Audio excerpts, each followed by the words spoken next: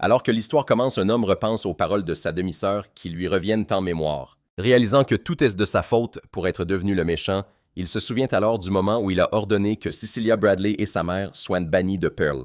Un jour, le roi publia un décret vraiment ridicule. Une fille se demandait quel genre de femme le prince héritier pourrait préférer, tandis qu'une autre faisait remarquer qu'elle avait déjà un fiancé. La fille répondit qu'elle romprait de ses fiançailles, ajoutant que si même une couturière comme elle pouvait devenir princesse héritière, alors ça en vaudrait la peine. Face à un tel décret, cette croyance était compréhensible.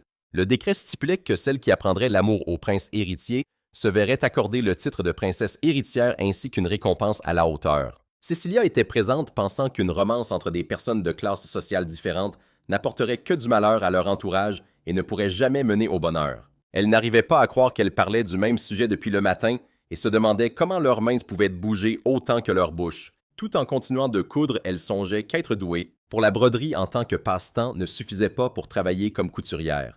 Son salaire était déjà réduit parce qu'elle était lente, elle savait donc qu'elle devait travailler plus dur. Soudain, elle entendit une voix lui dire de ne pas être si désespérée. Son interlocutrice lui dit que comme Cecilia venait d'arriver dans ce pays, elle ne savait peut-être pas que le prince était célèbre pour sa beauté incroyable et qu'il pourrait évidemment choisir qui il voulait. La fille lui a aussi dit de ne pas gâcher son potentiel à pourrir dans un endroit pareil. Plusieurs filles sourirent à Cecilia et elle se rappela qu'elle ne devait jamais les sous-estimer car si elle se trouvait une faiblesse, elle l'enfoncerait immédiatement. Prenant une profonde inspiration, Cecilia déclara qu'un prince était bien trop bien pour quelqu'un comme elle. L'une des filles répondit que c'était vrai puisque Cecilia n'était rien de plus qu'une simple couturière sans attrait. Une vieille femme arriva et leur dit d'arrêter de jacasser et de se mettre au travail, sinon elle les dénoncerait au propriétaire. Elle dit ensuite à Cecilia qu'elle était encore jeune et n'avait pas besoin de se rabaisser en disant qu'elle n'en était pas digne. Cecilia y réfléchit et pensa qu'elle avait seulement été honnête en disant qu'un prince inutile qui n'avait que son physique pour lui n'était pas assez bien pour elle. Plus tard, en transportant des vêtements à travers le marché, Cecilia remarqua que les gens se disputaient partout. Quand elle rentra chez elle, elle trouva sa mère d'humeur triste et lui demanda si elle avait encore refusé de manger son pain. Cecilia s'approcha de sa mère et lui dit que si elle ne mangeait pas sa santé, en pâtirait la suppliant de manger quelque chose. Sa mère répondit que tout était de la faute de Cecilia. Cecilia répondit qu'ayant été habituée à la nourriture des nobles depuis sa naissance, il était compréhensible qu'elle ne puisse accepter le pain noir et que 6 mois plus tôt encore, sa mère était une duchesse. Cecilia se souvint alors que tout avait commencé avec la décision scandaleuse de son père d'installer sa maîtresse et sa fille dans leur résidence principale de la capitale. Attendez, explosez le bouton like et abonnez-vous pour plus de pépites manga. Maintenant, je vous mets au défi de commenter « J'adore ». Je parie que la plupart d'entre vous ne le feront pas. Bon, continuons. Bien qu'il ne soit pas rare pour un noble d'avoir une maîtresse, la forcer à vivre dans la même demeure que son épouse était un acte de barbarie qui défiait tout bon sens. En y repensant, Cecilia se souvint d'Anne et de ses yeux bleu roi et se demanda si elle était vraiment la fille de son père. Le bleu roi était une couleur d'yeux prestigieuse qui n'apparaissait que chez ceux qui héritaient du sang royal. Cecilia pensait avoir hérité de ses yeux violets clairs de sa grand-mère paternelle. Pendant ce temps, Anne changea son nom pour celui aux consonances plus aristocratiques d'Angelica. En commençant par son frère Léane Angelica, a séduit tout son entourage par des méthodes que Cecilia ne pouvait comprendre. Même l'ancien fiancé de Cecilia, le prince héritier Lionel, se tenait, aux côtés de leur demi-sœur, la protégeant comme dans un conte de fées. Sa dévotion était si anormale qu'il condamnait tous ceux qui s'opposaient à Angelica, les qualifiant de maléfiques. Par le passé, Cecilia était allée voir Léane pour lui demander de ne pas trop s'investir avec Angelica, mais Lynn lui avait répondu que la jalousie était un vilain défaut. Cecilia se demanda alors pourquoi tout cela était arrivé. Ils étaient tous des nobles des gens de nature sceptique pour le meilleur ou pour le pire, et pas du genre à ouvrir facilement leur cœur même à leur propre famille. Peu de temps après, Cecilia entendit des servantes chuchoter qu'elle harcelait Dame Angelica par pure jalousie. En peu de temps, la réputation de Cecilia au sein du manoir se détériora. Ses fiançailles avec Lionel qui avaient été décidées dès sa naissance furent annulées. Finalement, elle fut faussement accusée d'être l'enfant de l'infidélité de sa mère et toutes deux furent bannies et jetées à la rue. Afin d'échapper aux partisans d'Angelica, elles survécurent de justesse, cachant leur identité tout au long de leur fuite.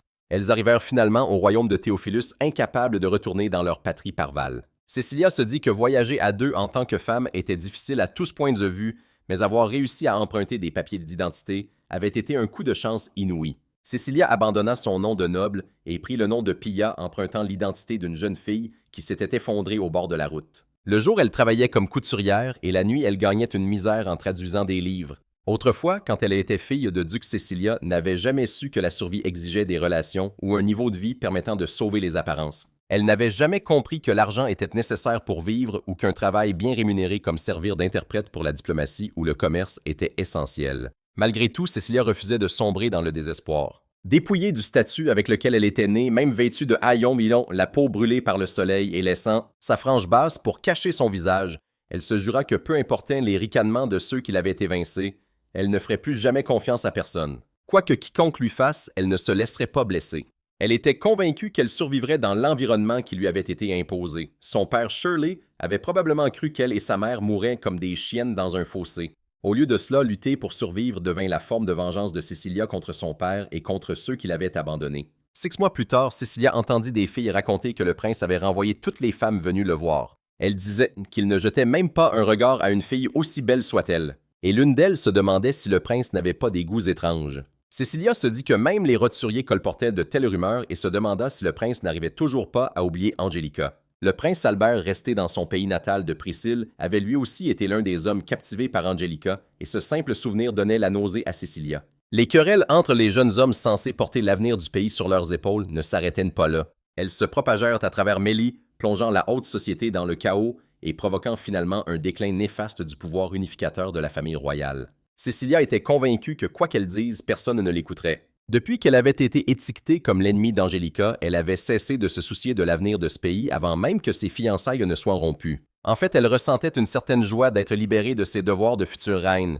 Cela seul montrait à quel point le pays avait été complètement bouleversé par les agissements d'Angelica. Quant à Albert, du point de vue de Cecilia, il semblait se comporter assez bien pour éviter de provoquer des incidents diplomatiques. Cependant, le fait qu'il soit retourné dans son pays peu après l'arrivée de Cecilia suggérait qu'il avait probablement été rappelé parce qu'il n'arrivait plus à maîtriser son comportement. Le devoir le plus important d'un membre de la famille royale était de laisser une descendance pour l'avenir. Pour cette raison, le mariage du prince héritier était un sujet de grande préoccupation pour le peuple. Si la lignée directe de succession était rompue, une lutte pour le trône éclaterait, plongeant le pays dans le chaos. De plus, le fait qu'Albert ait 21 ans cette année-là sans fiancée et encore moins une épouse était une situation tout à fait anormale. Cecilia se dit que tout cela ne la concernait plus. En travaillant comme couturière et en traduisant des livres à côté, elle avait réussi à économiser assez d'argent. Récemment, elle avait enfin pu s'habiller convenablement et commencer à travailler comme interprète. Elle s'estimait chanceuse qu'un marchand qui avait vu ses traductions l'ait engagée comme assistante personnelle et ait même proposé de payer sa préparation. Elle se dit ensuite qu'après avoir déménagé dans un endroit plus sûr, l'état de sa mère s'était considérablement amélioré. Il semblait que sa mère acceptait progressivement la réalité et Cecilia pensait que si elle continuait à vivre ainsi, sa mère pourrait un jour redevenir la personne qu'elle était. Le marchand s'approcha de Pia, le nom d'emprunt de Cecilia, et lui demanda d'apporter le thé à l'invité. Cecilia accepta. En préparant le thé, elle pensa que bien qu'elle soit officiellement interprète en réalité, elle ressemblait plus à une servante accomplissant toutes les corvées qu'on lui ordonnait de faire. Alors qu'elle portait le thé, elle se raisonna en se disant que même si on appelait ça des tâches subalternes, les livres étaient manipulés par des gens instruits qui savaient lire, donc elle ne serait pas maltraitée. Pia s'était juré de ne plus jamais faire confiance à personne. Pourtant, à cet instant, elle baissa complètement sa garde. Quand elle entra dans la pièce, elle se figea sous le choc, se retrouvant face à quelqu'un qui n'aurait jamais dû être là. Cecilia resta pétrifiée, se demandant pourquoi Albert, le prince héritier de ce pays, se trouvait dans un endroit pareil. Elle doutait fort que sa réaction précédente ait suffi à le tromper. Même s'ils avaient été amis d'enfance, Albert avait été complètement ensorcelé par Angelica, faisant de Cecilia son ennemie. Il y avait même une chance qu'il la capture pour la livrer à Angelica. Cecilia se demanda si elle ne devait pas simplement s'enfuir. Même après avoir enfin réussi à s'assurer une vie stable, elle se souvenait de sa mère autrefois, si jeune qui avait dépéri au point d'être méconnaissable en si peu de temps pendant leur errance sans but. Nuit après nuit, Cecilia avait apaisé et réconforté sa mère alors qu'elle hurlait et se débattait dans son sommeil. Et il y avait des jours où Cecilia attendait désespérément le matin, sentant qu'elle était sur le point de craquer et de pleurer. La seule raison pour laquelle Cecilia avait tenu jusqu'ici était qu'elle voulait prouver à son père et à Angelica qu'ils avaient tort. Même après avoir surmonté ces épreuves, la présence persistante d'Angelica menaçait désormais de lui voler sa place une fois de plus. Cecilia se demandait si elle devait emmener sa mère et s'enfuir, ou si elle devait à nouveau nier son identité en tant que Cecilia. Elle remarqua l'homme qui se tenait à côté d'Albert et le reconnut. C'était Serge Lhomme qui avait accompagné Albert lors de son voyage d'études à l'étranger. La douleur dans le regard de Serge la poussa à détourner les yeux. Albert s'adressa à Cecilia et elle répondit que comme elle l'avait déjà dit, elle pensait qu'Albert la confondait avec quelqu'un d'autre. Elle se dit que si elle avait su que cela arriverait, elle se serait coupé les cheveux courts. Quand Serge lui demanda son nom, Cecilia se présenta comme étant Pia et déclara qu'elle n'avait pas de nom de famille. Quand Albert l'appela Pia Cecilia, sentit que le fait d'être appelé ainsi par quelqu'un de son passé donnait l'impression que son ancien moi était véritablement mort. Alors qu'Albert s'apprêtait à dire quelque chose de plus, le marchand arriva et s'excusa de les avoir fait attendre. Quelque temps plus tard, Albert et Serge partirent. Le marchand informa alors Pia que Son Altesse le prince Albert l'avait convoqué pour le lendemain après-midi et qu'ils insistaient pour qu'elle vienne au château. Pia était sous le choc et se demandait bien pourquoi diable on la convoquait. Elle songea que falsifier son identité était bel et bien un crime et craignit qu'il n'ait l'intention de la condamner publiquement. Le marchand lui demanda si elle allait bien, remarquant qu'elle était pâle. Cecilia le remercia et dit qu'elle avait compris. Plus tard, elle se rappela qu'Albert avait été sur le point de dire quelque chose et pensa qu'il était probablement inutile de s'y attarder puisqu'il était de toute façon amoureux d'Angelica. Puisque c'était le prince héritier qui l'avait convoqué, Cecilia savait qu'elle n'avait pas d'autre choix que d'obéir. Au cas où quelque chose lui arriverait, elle demanda à la propriétaire de veiller sur sa mère avant de se diriger vers le château. Pendant le trajet, Cecilia se dit que même si son corps devait être capturé, elle souhaitait garder la tête haute sans avoir honte de ses actions. C'était précisément pour cette raison qu'elle s'était parée de ses plus beaux vêtements.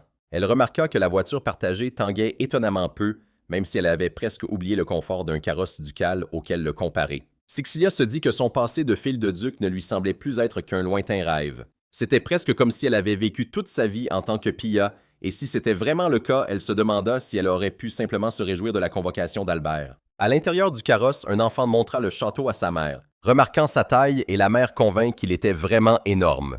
C'était la résidence royale du roi Théophile. Cecilia se souvint que la dernière fois qu'elle s'était rendue dans ce lieu, c'était en tant que partenaire de Lyon à l'époque la plus glorieuse de sa vie. Maintenant, Cecilia avait appris tant de choses qu'elle ignorait à l'époque. La douleur d'être trahie par ceux en qui elle avait confiance.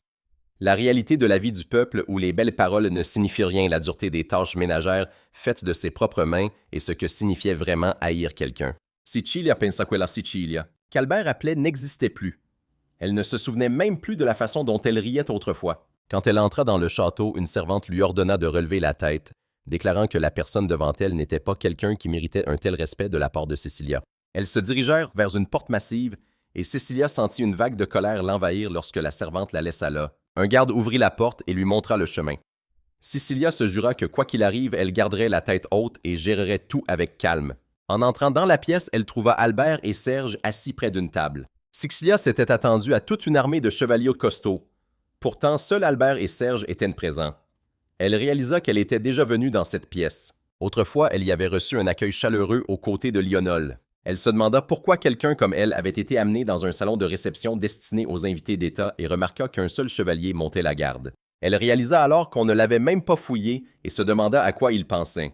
Albert était assis en silence, une expression chagrinée sur le visage, et Cecilia se demanda pourquoi il avait l'air si tourmenté alors que c'était elle qui aurait dû être affligée. Albert ordonna alors au chevalier de sortir. Cecilia fut stupéfaite qu'il renvoie son garde alors même qu'il la soupçonnait d'être Cecilia. Elle se demanda ce qui se serait passé si elle avait essayé de l'attaquer ou si elle avait dissimulé une arme. Elle lui demanda s'il pensait vraiment que personne au monde ne lui en voulait. Soudain, Albert tomba à genoux. Cecilia se figea sous le choc, incapable de comprendre ce qui se passait. Un tel acte était impensable pour un prince héritier et bien au-delà de tout ce qu'elle aurait pu imaginer. Elle fit remarquer à Serge que son maître devait avoir perdu la tête, mais Serge s'agenouilla à son tour. Cecilia était complètement abasourdie.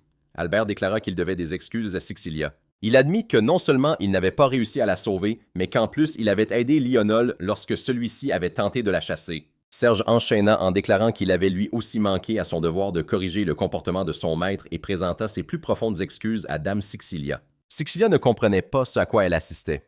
Elle se demandait s'ils étaient vraiment en train de s'excuser et pour quelle raison exacte. Après tout ce qui s'était passé, elle ne comprenait pas pourquoi il chercherait à obtenir son pardon, maintenant. Son esprit n'arrivait pas à suivre le poids des excuses présentées par les deux hommes.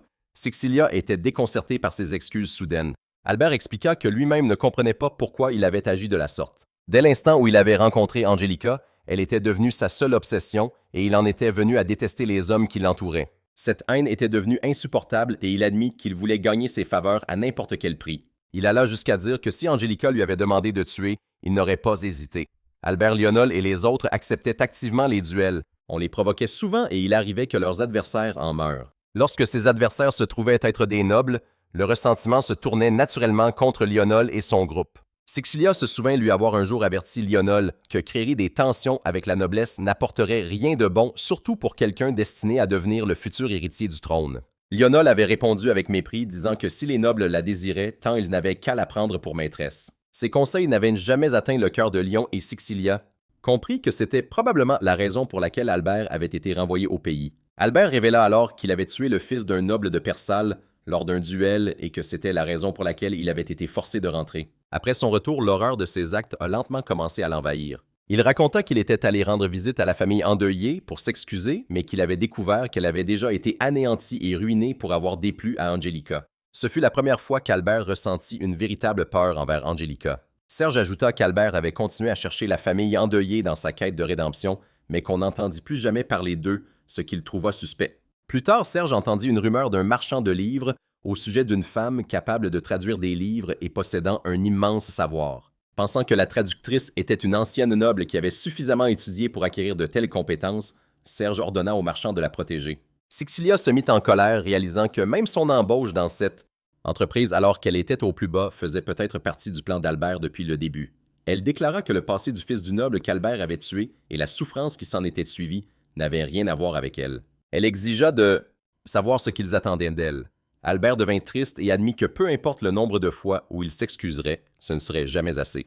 Même si Cecilia avait été son amie, il n'avait pas réussi à la sauver et il regrettait profondément ce fait. À ce moment-là, Sixilia le coupa, déclarant que si Albert continuait de s'excuser, elle serait obligée de lui pardonner. Pourtant, le pardon lui était impossible. Elle expliqua qu'elle ne pourrait jamais pardonner la misère d'avoir survécu en mangeant des herbes pour ne pas mourir de faim. Elle ajouta qu'Albert ne pourrait jamais comprendre la douleur de se soumettre à un homme vulgaire et lui demanda s'il s'attendait à ce qu'elle pardonne une telle humiliation, simplement parce qu'il s'était agenouillé. Albert était visiblement sous le choc.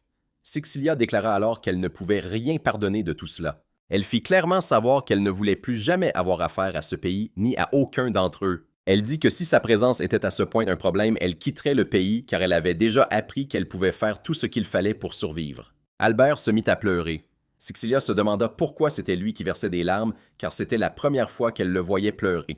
Elle se souvint des études impériales enseignées par leur tuteur qui disaient que ceux qui dirigent les autres ne doivent jamais montrer leurs émotions. Un roi ne doit pas verser de larmes, peu importe qui se tient devant lui, et doit au contraire laisser les autres pleurer à sa place. Elle lui demanda alors s'il avait reçu la même éducation et pourquoi il pleurait. Albert répondit que c'était parce que Sixilia elle-même pleurait. Cecilia devint confuse, se demandant quand elle avait bien pu commencer à pleurer.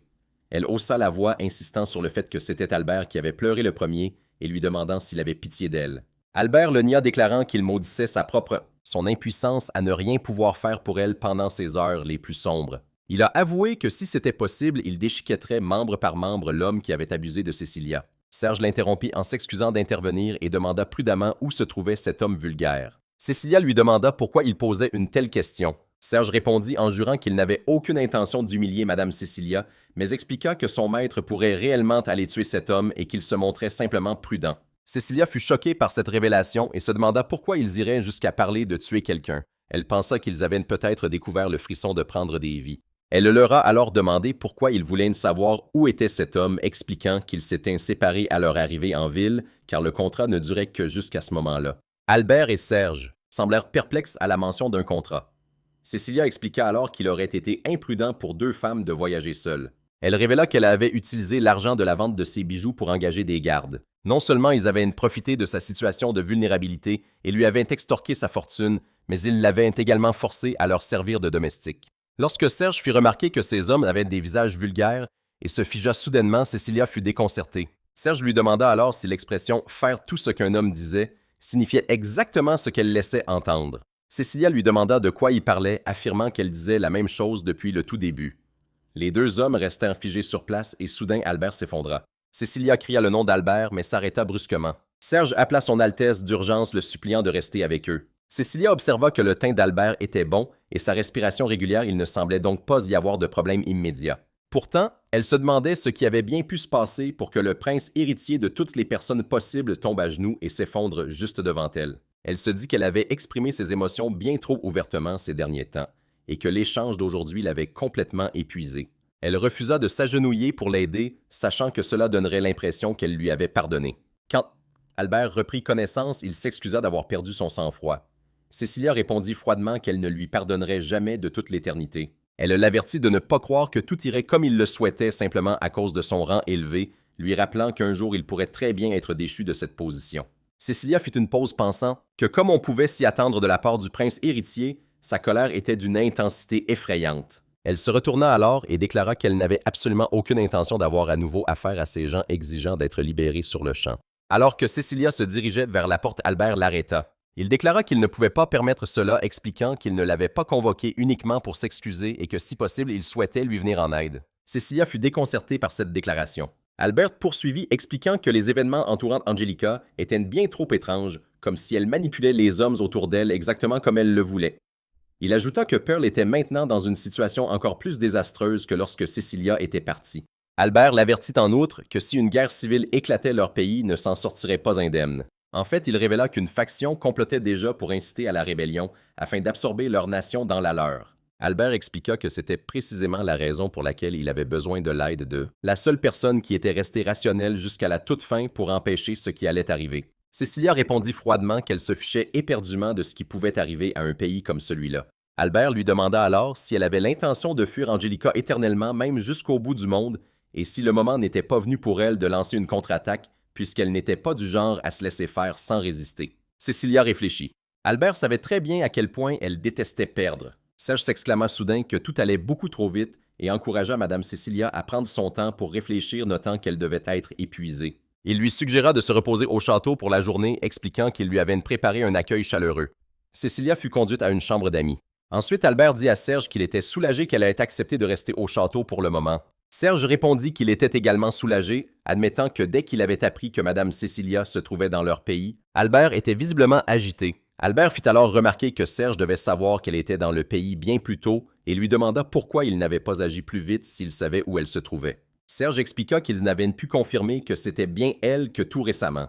De plus, son Altesse n'était pas en état de rencontrer qui que ce soit en raison des effets secondaires persistants de la dissipation de la magie de charme. Serge ajouta qu'ils avaient de la chance que la sorcière ait remarqué le royaume. Invocation, sinon Albert aurait continué à tout saccager en hurlant le nom d'Angelica. Albert a fait remarquer qu'ils avaient tous les deux été libérés de leur malédiction en même temps et a demandé pourquoi Serge s'était remis plus vite, trouvant ça injuste. Serge a expliqué qu'Albert avait passé beaucoup plus de temps avec Dame Angelica que lui. Il y a même eu des périodes où Serge avait été délibérément tenu à l'écart d'elle.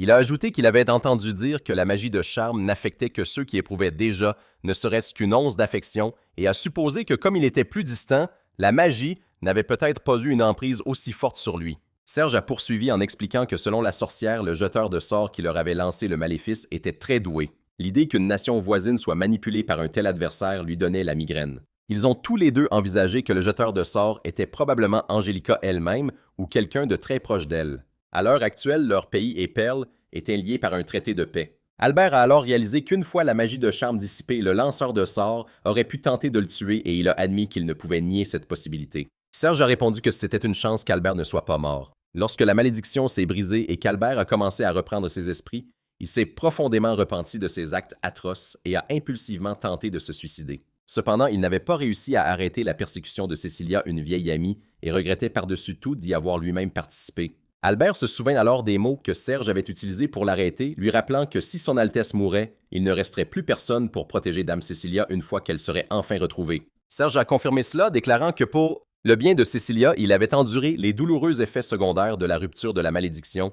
et s'était forcé à retrouver la raison. Albert songea que ce qu'on disait sur la recherche de la famille des défunts était vrai et que c'était une chance que le travail de traduction de Cecilia ait attiré l'attention d'un marchand qui visitait fréquemment le château. Serge a admis qu'il avait été profondément secoué quand Albert s'était mis à pleurer, mais il était soulagé qu'il ne soit rien arrivé à mademoiselle Cecilia. Il a ajouté que si la réalité d'être à la merci des hommes était aussi terrible qu'il l'imaginait, alors sa survie était tout simplement remarquable. Albert se demanda s'il aurait pu lui garder son sang-froid, considérant ce que Cecilia représentait pour lui, elle qui avait été son premier amour. Serge mentionna alors qu'il avait été décidé dès leur toute première rencontre que Cecilia épouserait Lionel. À ce moment-là, Albert a brusquement dit à Serge d'arrêter, déclarant qu'il était impoli de parler de telles choses. Serge se tut, comprenant que son maître dissimulait une fois de plus ses véritables sentiments.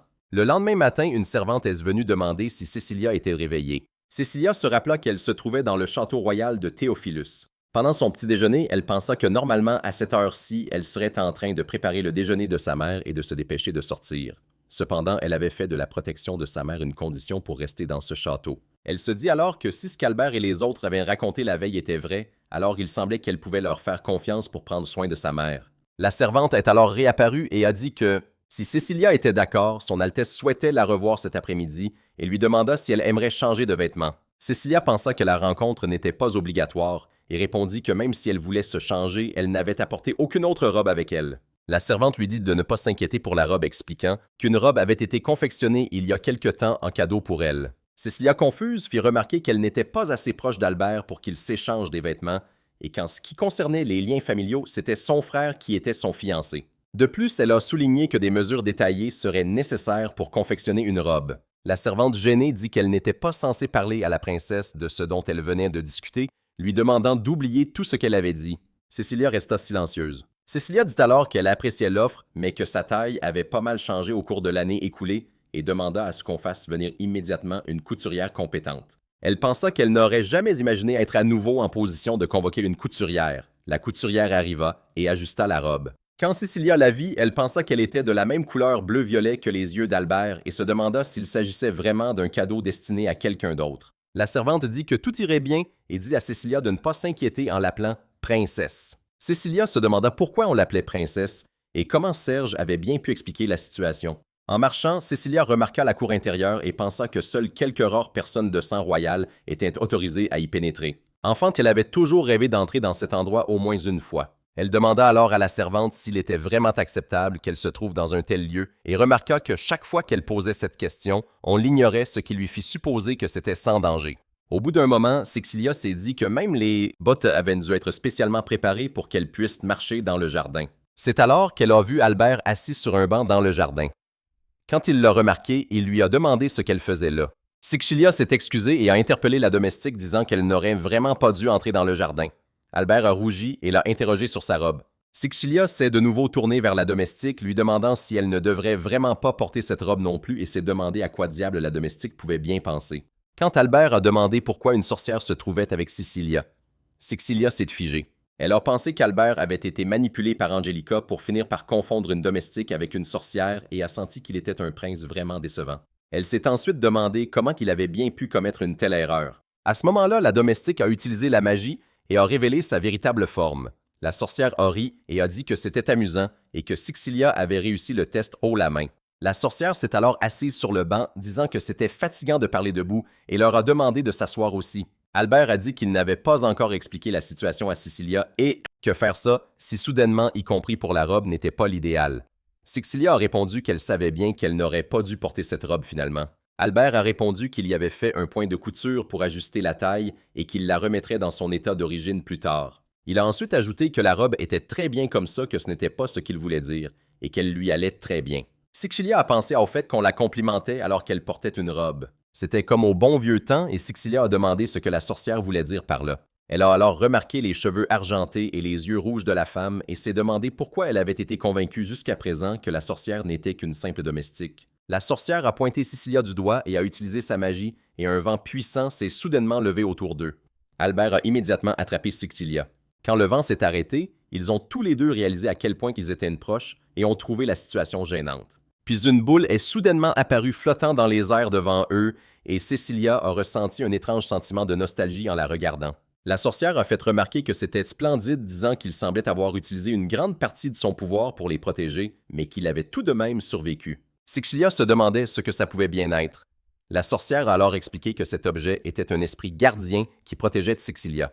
En entendant cela, Cecilia s'est demandé ce qu'était exactement cet esprit gardien dont parlait la sorcière. La sorcière a expliqué que lorsqu'une fille ayant les aptitudes pour devenir une sorcière naît, un esprit gardien apparaît et la protège de l'ombre comme de la lumière. Ou plutôt seule une fille auprès de qui l'esprit gardien apparaît et quelle femme mappée est qualifiée pour devenir une sorcière. Cecilia trouvait cela difficile à comprendre, car elle avait toujours cru que les sorcières et la magie n'existaient que dans les contes de fées et elle se demandait si elle avait vraiment le potentiel pour devenir une sorcière. Elle ne pouvait même pas dire si c'était une bonne ou une mauvaise chose. Cecilia a alors réalisé que cette petite boule de poil était avec elle depuis sa naissance. Même à l'époque où elle se battait toute seule à Perle, elle avait toujours été à ses côtés la soutenant pendant tout ce temps. À l'époque, elle avait été forcée de se dresser seule contre tout le monde. Mais peut-être que si elle n'avait pas perdu de vue qui elle était, c'était parce que ce petit être avait été avec elle. Soudain, la boule de poil a sauté en direction d'Albert. La sorcière a expliqué que ce n'était qu'une forme temporaire pour le moment, mais qu'une fois sa magie restaurée, il devrait être capable de retrouver sa véritable apparence. Pour que cela se produise, Sixilia devrait suivre un entraînement pour devenir une sorcière. Sixilia est devenue confuse à la mention d'un entraînement.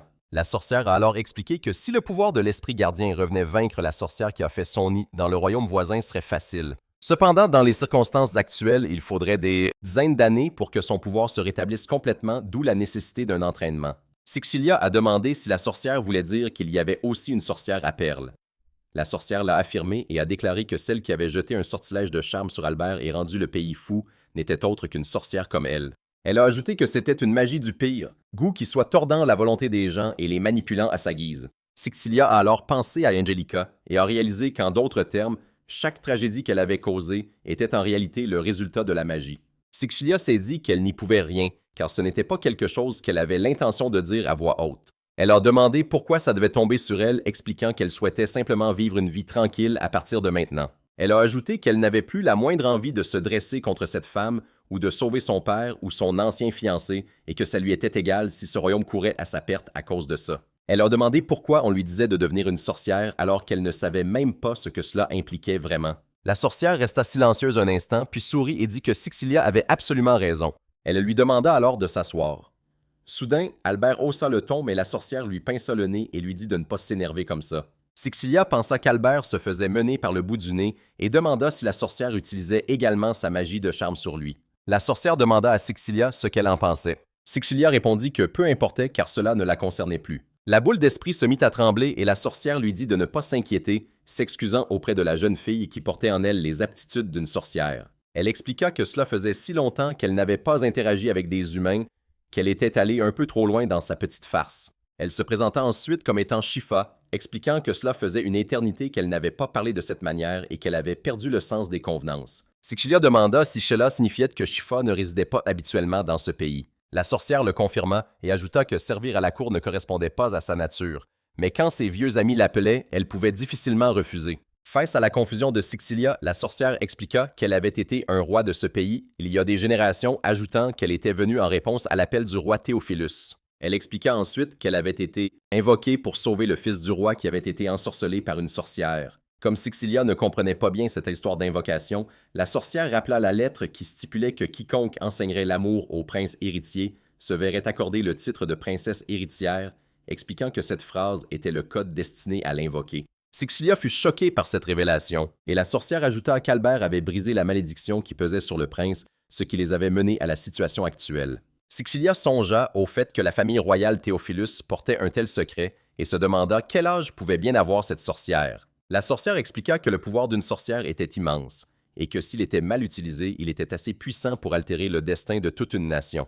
C'était précisément pour cette raison que celles qui avaient les aptitudes requises devaient apprendre à contrôler leur propre pouvoir. Elle poursuivit en disant que Sixilia venait à peine de s'éveiller au pouvoir d'une sorcière et qu'une fois cet éveil produit, il n'y avait pas de retour en arrière possible. Le fait que Sixilia puisse maintenant voir les esprits de gardien en était la preuve. Sixilia s'écria que ce n'était pas possible et demanda si la sorcière elle-même n'avait pas éveillé son pouvoir sans son consentement. La sorcière admit qu'elle avait eu tort de ne pas vérifier d'abord, mais expliqua que Sixilia était dans un état bien plus critique qu'elle ne l'avait réalisé.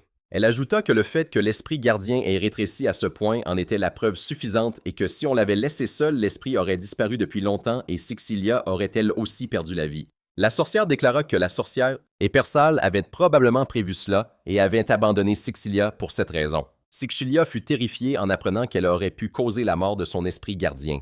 Elle réalisa alors qu'on avait éveillé ses pouvoirs contre son gré et le fait d'apprendre que ce petit être qui avait veillé sur elle pendant toutes ses souffrances était en train de disparaître la perturba profondément. Sixilia demanda alors si tout ce qu'elle avait à faire était d'apprendre à contrôler ses pouvoirs de sorcière, ce que la sorcière confirma. La sorcière expliqua en outre qu'Albert s'occuperait probablement des besoins quotidiens de Sixilia et que le fait de pouvoir utiliser le pouvoir d'une sorcière serait pratique à bien des égards. Elle ne pensait donc pas que ce soit une si mauvaise nouvelle pour Sixilia. Sixilia songeait à quel point elle hésitait à s'impliquer davantage avec Albert. Cependant, maintenant qu'elle pouvait voir ses petites boules de poils, elle sentait qu'elle ne pourrait jamais retourner à la vie qu'elle menait avant de s'éveiller à la magie. En même temps, elle ne connaissait aucune autre façon d'apprendre la magie. Sixilia finit par dire qu'elle ne prétendait pas tout comprendre, mais que ce n'était pas comme si elle avait un autre endroit où aller.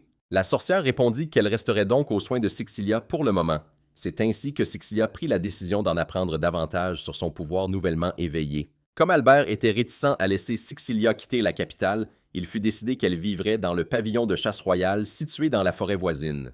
Tout en buvant son thé, Sixilia songea qu'on lui avait dit que le château prendrait soin de sa mère, ce qui signifiait que pour l'instant, elle n'avait pas à s'inquiéter de gagner sa vie. Tout ce qui lui restait à faire était d'apprendre à utiliser ses pouvoirs de sorcière. Cela faisait environ 10 jours qu'elle était arrivée là-bas.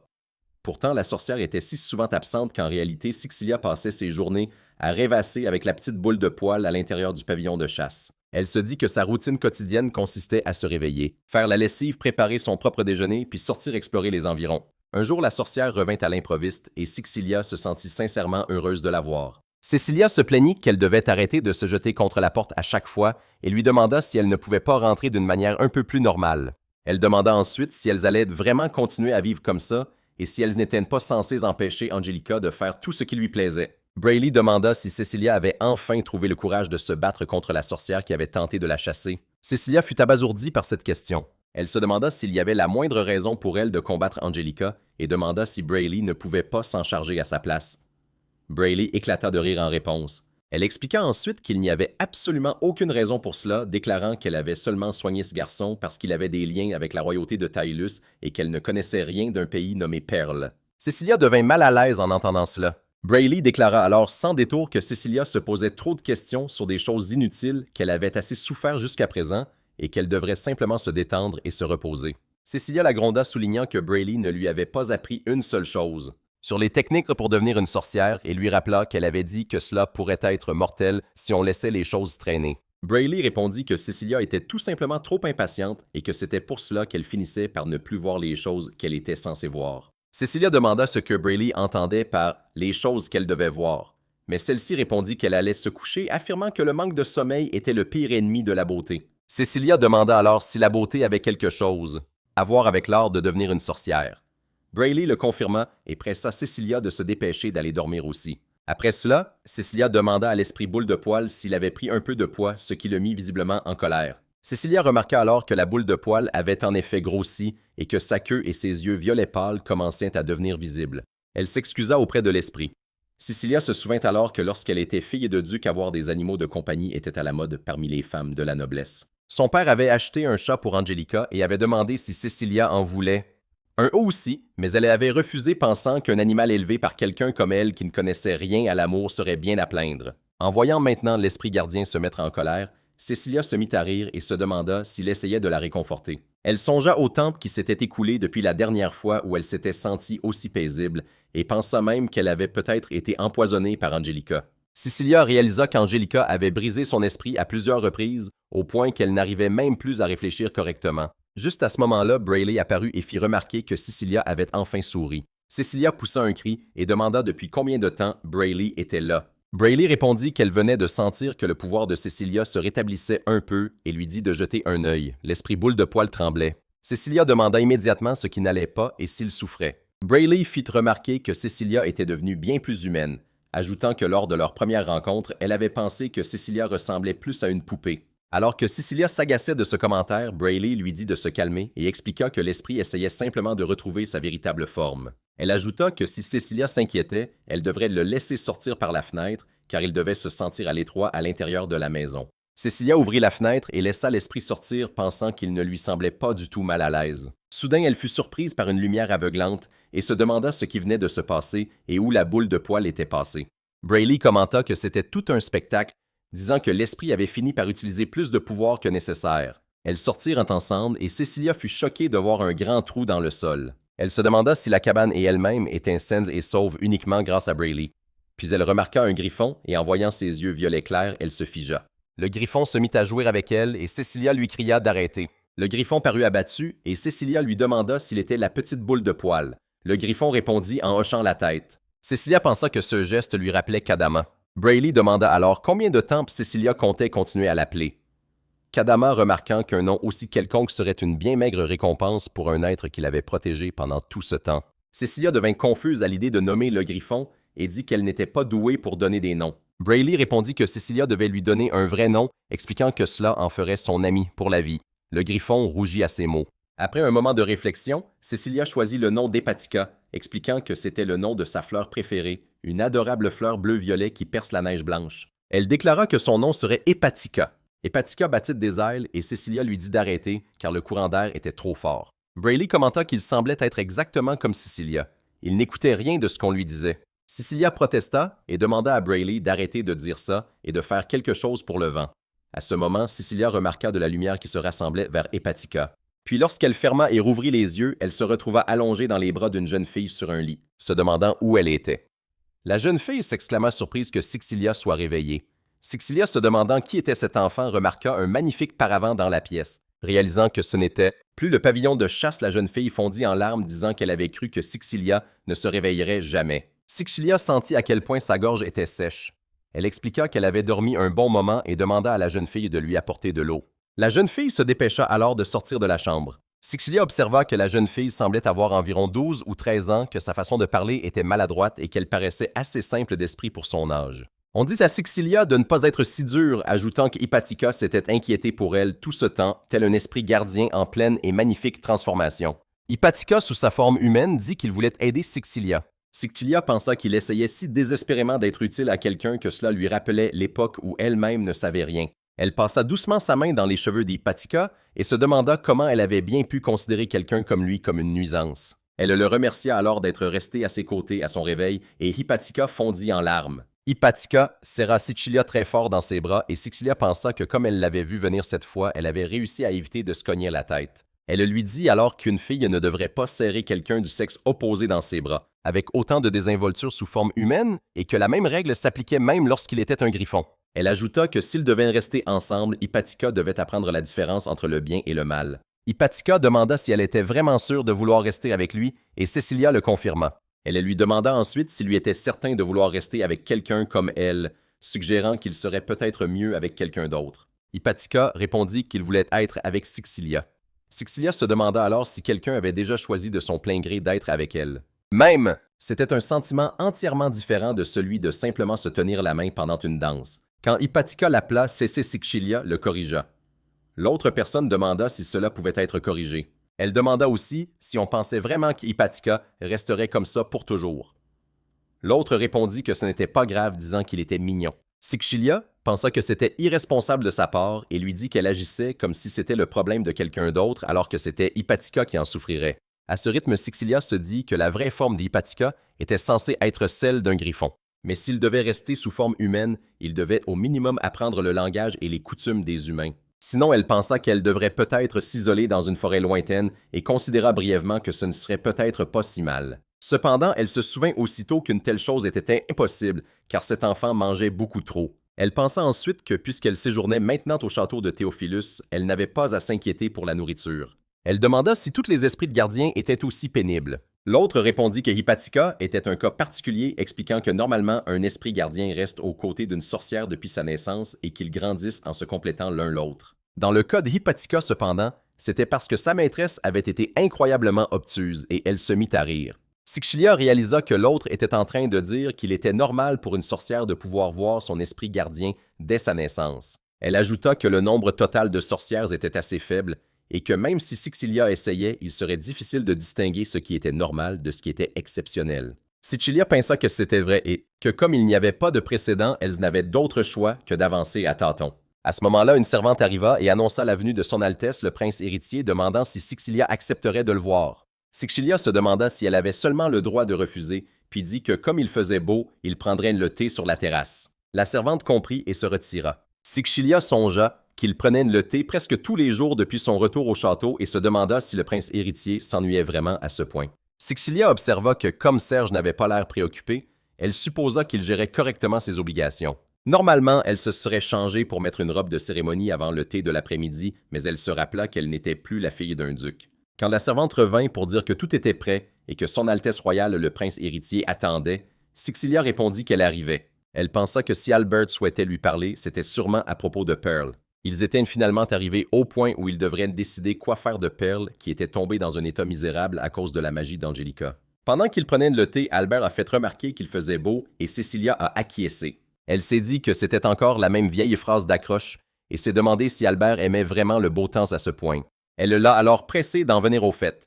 Comme Albert semblait confus, Cecilia a précisé qu'elle parlait de Persal. Cecilia a demandé si Albert sollicitait son aide pour reprendre Persal à Angelica, ce qu'Albert a confirmé. Il a admis que cela devait être douloureux pour elle, mais a dit qu'il avait besoin de sa coopération, expliquant qu'il devait chasser Angelica du palais royal et restaurer l'honneur de Cecilia. Cecilia a répondu que son honneur ne signifiait plus rien pour elle et que si Albert lui demandait de retourner dans ce pays pour une telle raison, alors elle n'aurait d'autre choix que de refuser. Albert a paru attristé et a dit que ce n'était pas la seule raison en tant que prince de ce royaume et afin d'expier ses propres erreurs, il estimait qu'il devait mettre fin à la tyrannie d'Angelica car il ne pouvait permettre à personne d'autre de souffrir. Cecilia a rejeté cela, qualifiant ses propos d'absurdité hypocrite et a déclaré qu'elle ne voulait plus rien avoir à faire avec ce pays. Elle a ajouté que si Albert continuait à parler avec de telles platitudes, elle quitterait le château sur le champ. Cecilia a ensuite dit qu'elle avait maintenant Apatica avec elle et que si elle le montait sous sa forme de griffon, une femme seule pourrait facilement quitter cette nation.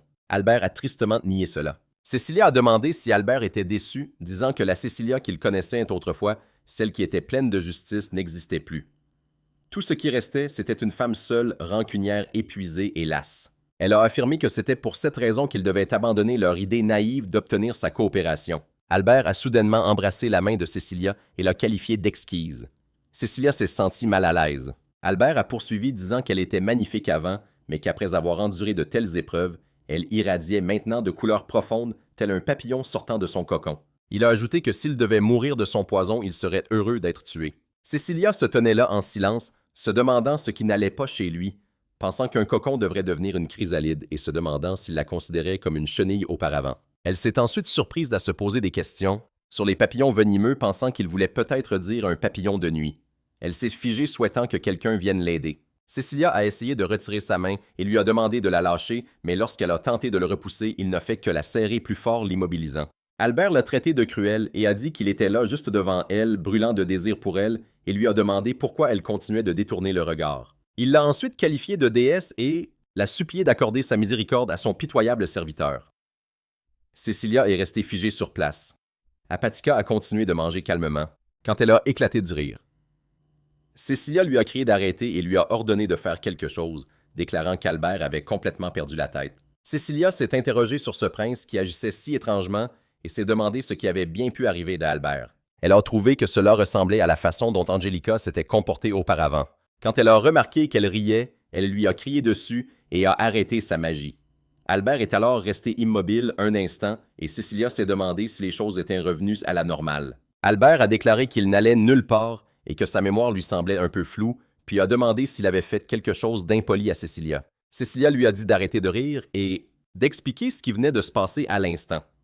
Elle a répondu que Cecilia pouvait même appeler ça un effet secondaire et que pour faire simple, Albert avait été charmé par elle. Cecilia est devenue confuse, pensant qu'Angelica était celle qui avait charmé Albert et qu'elle-même ne savait même pas encore comment utiliser la magie. Elle a expliqué que même si la malédiction avait été brisée, Albert restait sensible à l'influence d'une sorcière. Elle a ajouté que le charme était un sort qui magnifiait la moindre parcelle de bienveillance et que si quelqu'un éprouvait déjà de l'affection pour une autre personne, cela pouvait être amplifié de manière démesurée, leur faisant perdre le contrôle. Cecilia s'est dit que ça devait être parce qu'elle et Albert étaient amis au départ. Albert est devenu gêné et a demandé ce qu'il avait bien pu lui faire. Cecilia a trouvé que c'était en fait assez pitoyable car le charme d'Angelica était vraiment une magie terrifiante et maléfique. Et si Cecilia elle-même avait été manipulée comme les autres, il y avait une chance qu'elle ait commis des crimes contre sa volonté, et elle s'est dit que si cela s'était produit, elle ne se le serait jamais pardonné. Cecilia a alors pensé à la façon dont Albert avait lutté contre une telle souffrance pendant tout ce temps et a demandé s'il y avait quelque chose qu'il pouvait faire car s'il continuait à séduire tout le monde comme ça, cela interférerait sûrement avec les affaires de l'État.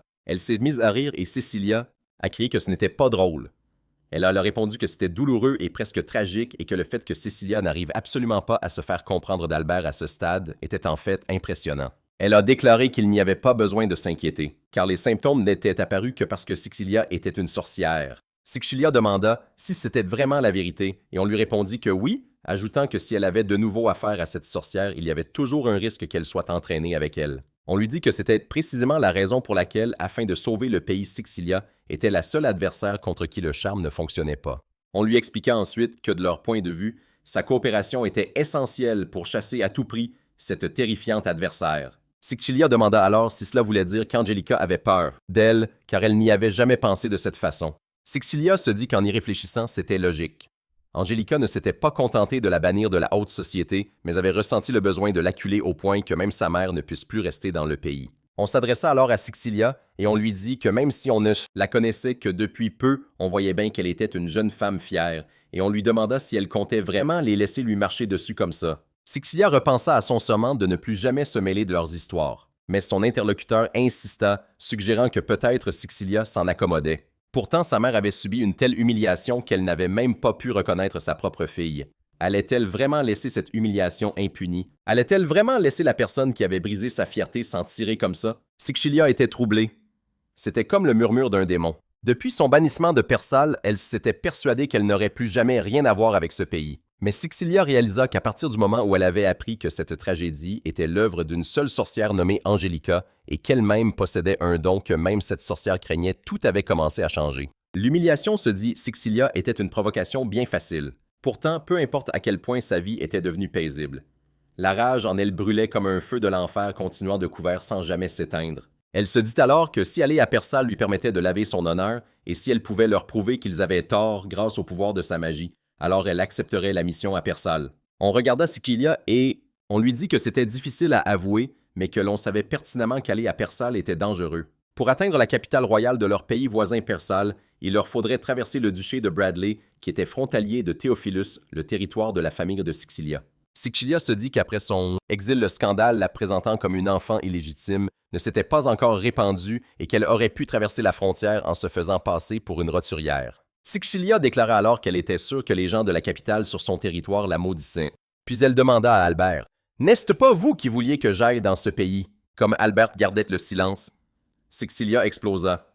« Arrêtez de jouer les victimes. Le coupable dans cette histoire, c'est vous. » Elle enchaîna qu'Albert avait tué un noble de Persal et aidé Angelica, la source de tous ses maux, celle qui avait contribué à son exclusion. Elle ajouta qu'il était hors de question de tout mettre sur le dos du Charmeny, de prétendre qu'il n'était pas lui-même car pour la victime, rien de tout ça n'avait d'importance. Elle le lui lança alors « Si on vous tuait, est-ce que vous accepteriez qu'on vous dise que ce n'était pas intentionnel? » Sixilia se demanda si c'était parce qu'elle avait décidé d'aller à Persal que les émotions qu'elle avait si longtemps refoulées débordèrent soudainement et que les mots destinés à blesser autant qu'elle avait été blessée ne cessèrent de jaillir de sa bouche. Albert acquiesça et déclara qu'il avait commis un péché et qu'il était pleinement conscient que c'était irréversible. Cependant, dit-il, je suis toujours en vie dans ce pays et tant que je respirerai, je dois accomplir la mission qui est la mienne. Sixilia demanda si cela lui était soudainement égal, mais elle se dit qu'elle savait qu'il ne servait à rien de lui lancer des pics ou de se défouler sur lui car la véritable racine de tout ce mal, c'était Angelica. Albert le nia. « Ma décision est déjà prise, répondit-il, je me retire. » Albert se leva alors et partit disant à Serge qu'il rentrait. Quelqu'un rit et dit que c'était amusant car Sixilia venait peut-être de marcher sur la queue d'un lion. « C'est une sacrée surestimation, répondit Sixilia. Et si Albert est vraiment le prince héritier, alors Theophilus est en de bonnes mains. Son interlocuteur lui sourit et Sixilia sentit que ce sourire était lourd de sous-entendus. Sixilia et Apatica se regardèrent alors. Sixilia apprit que la magie pouvait même teindre les cheveux et on lui expliqua que pour leur voyage à venir, elle serait la tante de Pia. Pia serait le nom de couverture de Sixilia, tandis qu'Apatica se ferait passer pour son jeune frère. Sixilia se demanda s'il était vraiment crédible dans ce rôle, tout en buvant le thé. Sixilia comprit enfin tout et accepta formellement la mission à Persal. Une fois sa décision de retourner dans son pays natal prise, tout s'est enchaîné à une vitesse fulgurante. Albert, ou plutôt son assistant Serge, avait tout préparé à la perfection du carrosse à sa fausse identité de Pia en passant par le motif de son voyage. Sixilia a expliqué à Serge que Pia était le pseudonyme qu'elle utilisait à l'époque où elle était couturière en route pour Pearl et Serge lui a demandé de lui raconter tous les détails. Sixilia s'est dit que son consentement avait été la toute dernière pièce du puzzle. Serge lui a alors expliqué que son rôle de servante pour une caravane allant de Theophilus à Pearl avait déjà été arrangé. Les seuls à connaître sa véritable identité étaient Apatica et apparemment le chef de la caravane. Soudain, on a frappé à la porte demandant à voir Dame Sixilia. Serge est entré accompagné d'un autre homme et a déclaré que s'il arrivait quoi que ce soit, la caravane s'occuperait de toutes les dispositions nécessaires. Le chef de la caravane a expliqué que ce plan pourrait causer quelques désagréments à Sixilia, mais il espérait qu'elle comprendrait que c'était la méthode la plus sûre. Il s'est ensuite présenté comme étant Craig, le chef de la caravane. Serge a ajouté que cet homme était un agent de leur pays, qu'il connaissait très bien la géographie de Pearl et qu'il était certain que Craig serait d'une grande aide pour Dame Sixilia. Cecilia était sous le choc. Elle s'est demandé si cela signifiait que Craig était un espion de Theophilus. Elle a demandé à Serge s'il était bien certain de devoir partager un tel secret d'État avec elle. Serge a répondu que Son Altesse lui avait ordonné de dire la vérité, sans la moindre tromperie, puisqu'il avait déjà trahi la confiance de Dame Sixilia une fois auparavant. Sixilia s'est dit que cela ne la concernait plus. Craig a ensuite expliqué que bien que leur caravane soit petite, elle avait fait ses preuves et gagné la confiance de nombreux clients. De plus, comme ce voyage impliquait la livraison d'une commande à la maison de Perle, il devrait pouvoir passer les points de contrôle sans trop de difficultés. Sixilia a déclaré qu'elle comprenait que faire confiance à Craig était la meilleure chose à faire et qu'elle n'avait aucune objection. Elle a ensuite demandé à Serge de dire à Son Altesse que s'il lui arrivait quelque chose, il devrait prendre soin de sa mère. Serge l'a assuré et est ensuite parti. Cecilia n'avait pas revu Albert une seule fois depuis leur conversation dans le jardin.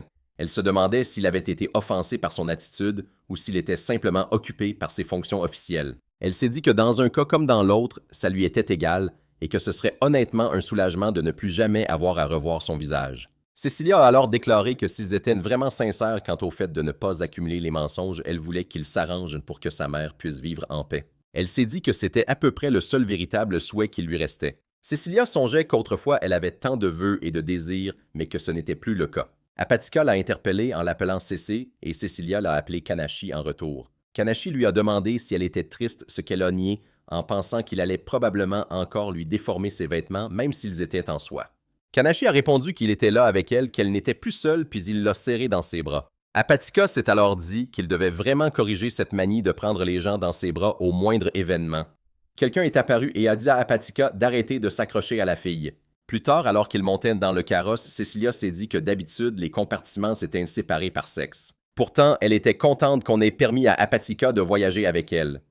Elle ne savait pas pourquoi, mais elle se sentait mal à l'aise dès qu'elle le quittait des yeux. Une dame a demandé à Sixilia jusqu'où elle voyageait puis s'est présentée. Elle a dit qu'elle s'appelait Martha et qu'elle voyageait de lieu en lieu comme ça en chantant des chansons. Sixilia, intriguée, l'a interrogée du regard et Martha a expliqué que la fille qui l'accompagnait était sa partenaire Sarah avant de leur demander leur nom. Sixilia s'est présentée sous le nom de Pia, puis a présenté Apatica comme son petit frère et une autre personne comme leur tante, conformément à l'histoire qu'ils utilisaient. Martha a répondu qu'elle était ravie de les rencontrer et a ajouté que puisque de telles rencontres étaient rares, elle allait chanter pour eux gratuitement.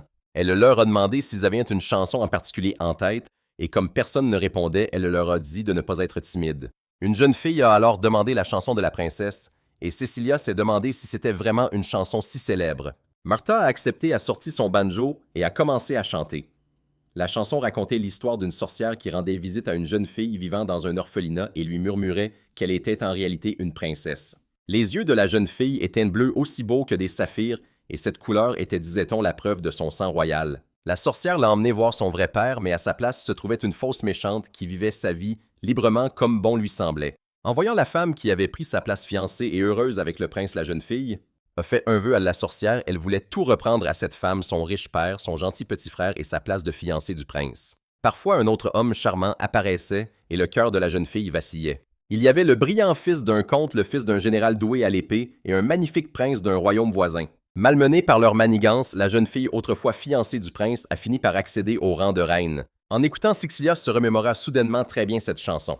Le duc qui était le père de Léane, le gentil petit frère Lionel, le prince et fiancé, ainsi qu'Albert du royaume voisin, tous lui revinrent en mémoire. Elle se dit que même si aucun nom propre n'était utilisé, c'était l'histoire d'événements qu'elle avait elle-même vécue, mais racontée d'un point de vue diamétralement opposé. Sixilia se sentit triste, pensant que c'était une histoire créée uniquement pour le bonheur d'une princesse où le malheur de la mère et de l'enfant était passé sous silence. Martha remarqua son expression et demanda si Sixilia avait un peu le mal des transports. Les autres filles complimentèrent le chant de Martha et Sixilia songea à la façon dont un événement capable de plonger quelqu'un dans les abîmes du désespoir pouvait être transformé en un conte de fées dont les femmes rêvèrent simplement en changeant la manière de le raconter. Sixilia se mit à rire et dit que c'était un chef-d'œuvre, s'excusant en expliquant que c'était tout simplement une chanson magnifique. Elle ajouta ensuite qu'elle ne l'avait jamais entendue et demanda si elle était célèbre à Théophilus. Sixilia se demanda d'où diable pouvait bien venir cette chanson, pensant qu'elle devait rassembler autant d'informations que possible. Comme la partie sur l'orphelinat au début était nouvelle pour elle, elle réalisa qu'elle n'avait même jamais songé à la provenance d'Angelica.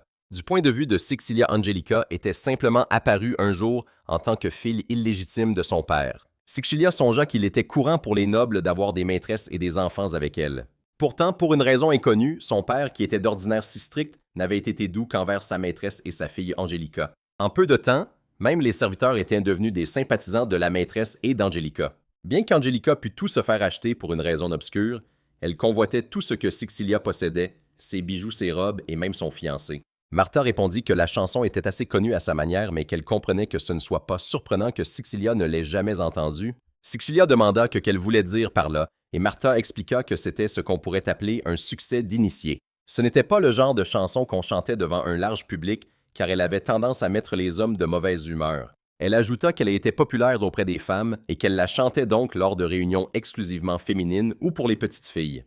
Une fille dit que si elle avouait aimer une telle chanson, son mari ne ferait que se moquer d'elle. Et une autre fille acquiesça disant que c'était pour ça qu'elle l'entendait rarement, même lorsque des artistes itinérants passaient dans la région. Sixilia se dit qu'elle avait dû être chanceuse de pouvoir assister à une occasion si rare d'entendre cette chanson. La chanson de la princesse n'était jamais chantée devant les hommes et n'était même jamais mentionnée par les femmes.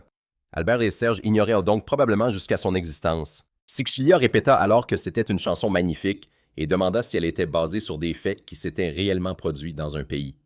Les filles se turent et Martha rit d'un air gêné en disant que Sixilia était une grande rêveuse. Les autres filles répondirent que ce serait merveilleux si c'était vrai. Sixilia pensa que personne ne se doutait qu'elle était basée sur des faits réels et elle était heureuse que ça ait détendu l'atmosphère bien qu'elle ne s'attendît pas à ce qu'elle rît autant. Sixilia remarqua alors qu'après avoir entendu la chanson, l'expression de Rayleigh était devenue sérieuse. La voiture s'arrêta et tout le monde commença à se détendre.